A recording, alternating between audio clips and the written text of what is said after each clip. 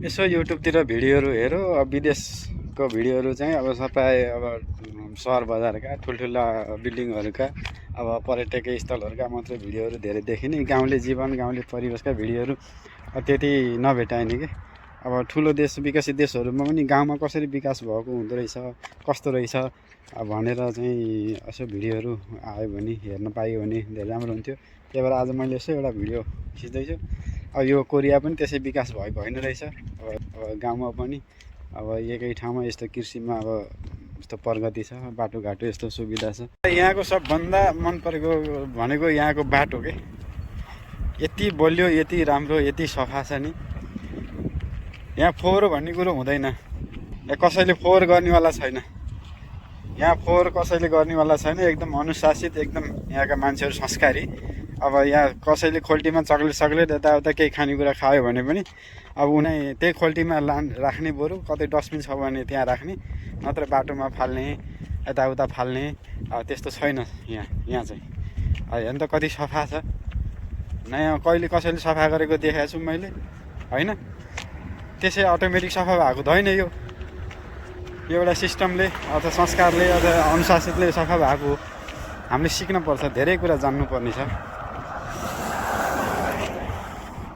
बाटोमा ऐनाहरूको पनि सुविधा छ है। यस्तो अब म कस्तो छु भनेर हेर्नलाई अब मोबाइल निकालेर अब ऐना लिएर हिँड्नु परेन क्या। अब यसरी हेरेँ भयो टक्क आफू कस्तो छु टक्कै।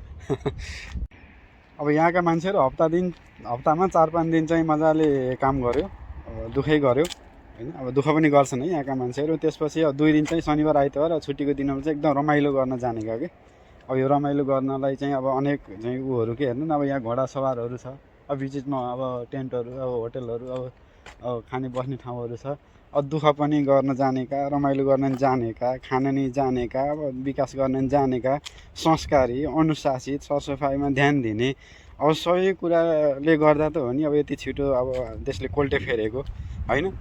अब नत्र त 40-50 वर्ष अगाडि हाम्रो देशले सहयोग गरेको देश अहिले आएर अब यसरी चाहिँ अब हामीले अब राम्रो भनेर विकसित भनेर यसरी भिडियो बनाउँदै हिँड्नु परेपछि अब के गर्ने।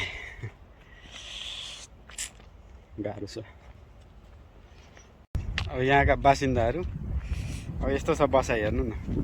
अब सहरमा कम्पनीहरू हुन्छ, उद्योगहरू खोलेर अब उता चाहिँ चट्ट गऱ्यो, अनि चाहिँ बसाइ चाहिँ यस्तो गाउँमा यस्तो स्ट्यान्डर्ड तरिकाले अब वरिपरि यस्तो हराभरा छ, चट्ट त्यहाँ बसाइ छ होइन।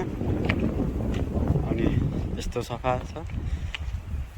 लाइफस्टाइल के यो हो नि, लाइफस्टाइल हो नि त। हेर्नु त, न कोलाहल छ, न हल्लाखोल छ, न प्रदूषण छ, न फोहोर, न उ छ, न कसैको डिस्टर्ब छ, न कसैलाई डिस्टर्ब हुन्छ। हेर्नु मेन बाटो हेर्नु है। बाटो म एकदम गाउँले परिवेश, गाउँले बसाइको भिडियोहरू खिच्दैछु है। भिडियो खिच्दैछु, हेर्नुहोस् बाटो हेर्नुहोस् क्या। बाटो हेर्नुहोस्, ठाउँ हेर्नुहोस्।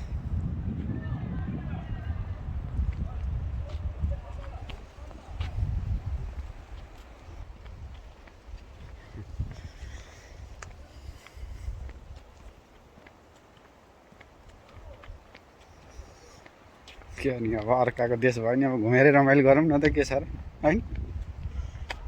हाम्रो देश नि होला नि कुनै दिन यस्तो बनाउनु पर्छ हामी गएर।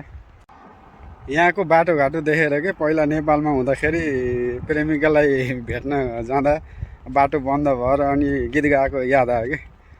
बाटो बन्द भो तिमीलाई भेट्न थिएँ बडो फन्द भो, ए बाटो बन्द भो तिमीलाई भेट्न थिएँ बडो फन्द भो। भेट्न पाइन्थेन, गाह्रो थियो। यस्तो भएको भए त के अब दुःख पाइयो। नेपालको अब मेन राजधानीमा पनि यस्तो हाइवेको सुविधा छैन होला साथीहरू। अब यहाँ चाहिँ गाउँमा पनि अब यो एकदम गाउँ हो। अब गाउँमा पनि यस्तो छ सुविधाहरू। असुविधा भन्ने कुरा केही छैन, हरेक ठाउँमा सुविधा छ। यस्तै छ, गरेर हुने रहेछ।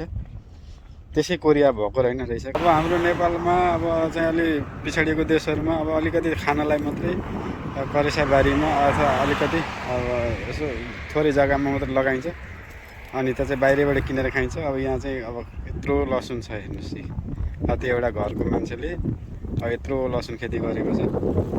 अब उसले चाहिँ अब यसबाट कति फाइदा गर्छ, विदेशी कामदारहरू लगाएर उसले त्यहाँबाट नाफा निकालेर बेचेर, नाफा निकालेर पनि उसले आफूलाई चाहिँ अब छुट्टै प्रफिट गर्छ भनेपछि यसरी कृषि क्रान्ति गरेर नै देश अगाडि बढ्दो रहेछ भन्ने कुरो यसरी देखेर थाहा हुँदो रहेछ, थाहा भयो साथी। फेरि यहाँ एउटा किसानले अब यो अङ्गुरको लागि यत्रो तयारी गरेर अब रेडी भएको छ।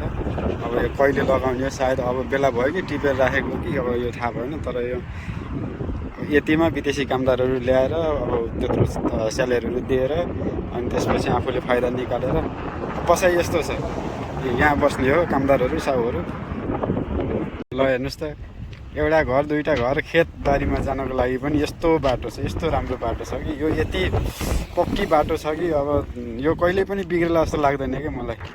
यति बलियो छ नि, यहाँ एकचोटि बनाएको संरचनाहरू सितिमिति यो होला, खराब होला, बिग्रेला भन्नु पर्दैन क्या। एकचोटि खर्च गर्ने तर जोड बलियो बनाउने कि। हाम्रो अब कुरा गरेको कुरैको दुःख, नेपालमा चाहिँ अब पैसै खान पाए, अलिक कमसल बनाउनु पाए, फेरि अर्कोचोटि खान पाइन्छ भनेर कमसल गरायो, ठेक्कापट्टामा हारालुस गऱ्यो। अनि कसरी हुन्छ क्या त्यसको विकास? गाह्रो छ।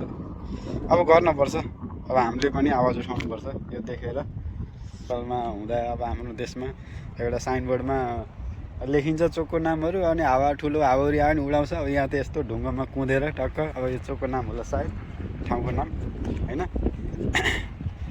यस्तो छ बाटो। हेर्नुहोस् बाटो गाउँमा यस्तो छ भनेपछि सहरमा कस्तो होला? अब सहरहरू त तपाईँहरूले धेरै ठाउँमा देख्नु भएको छ होइन भिडियोहरू। अब गाउँको त्यति आउँदैन, त्यही भएर मैले आज यसो खिचेर पोस्ट गर्न मन लाग्यो। अब यहाँ हेर्नु पोखरीहरू सट्टा, यहाँ अब माछाहरू यताउता, यहाँका वरिपरि गाले अब सामूहिक रूपमा माछा पालन छ यहाँ। एउटा सामान्य अब खेतको लागि अथवा एउटा बारीको लागि यत्रो अब यहाँ नहरको व्यवस्था छ। अब यहाँ पानी कन्ट्रोल गर्ने, यो यसबाट चाहिँ पानी अब कति अड्कलेर तल पठाउने, कति चाहिँ माथि छोड्ने, अब यहाँ चाहिँ कन्ट्रोलर छ। अब यहाँ हेर्नुहोस् त, यो गाडीका साधनहरू भेहिकलहरू चाहिँ अब खेतमा नपरौँ, अलिकति अल्को भयो बाटो, यहाँ चाहिँ अलिकति होचो भयो। अब यो चाहिँ खेतमा नपरौँ भने यो कति बलियो छ कि यो है, यति बलियो छ। अब त्यता पनि त्यस्तै छ। ती हेर्नुहोस् के गर्ने, अर्काको देश देखेर नहुने। उता बस्ती छ जो चाहिँ जति विकास, जति चाहिँ सहरहरू भए पनि अब यहाँका मान्छेहरू नि यस्तै गाउँमा हराभरामा बस्न मन पराउँछन्। अब त्यति अहिले त यो भर्खर जाडो मौसम सकिँदैछ, त्यति हरा भइसकेको त छैन, तर पनि मौसम राम्रो छ। शनिबार छुट्टीको दिन अब मान्छेहरू यसरी चाहिँ त्यो नदीको छेउमा अथवा खोलाको छेउमा यसरी चाहिँ होटलहरूमा यसरी बसेर रमाइलो गरिरहेका छन्। खानपिनहरू यसो पारिवारिक जम्का भेट, आफन्तहरू इष्टमित्र जम्का भेट, यसरी रमाइलो छ जिन्दगी। आजलाई छोटो नदर्शन हो, आजलाई छोटो भिडियोबाट बिदा हुन चाहन्छु। फेरि अर्को भिडियो लिएर आउँछु है साथीहरू। लाइक कमेन्ट सेयर गर्न नबिर्सिनु होला है। हजुरको सपोर्टले फेरि अर्को भिडियो बनाउन जमर्को गर्नेछु। हस् त।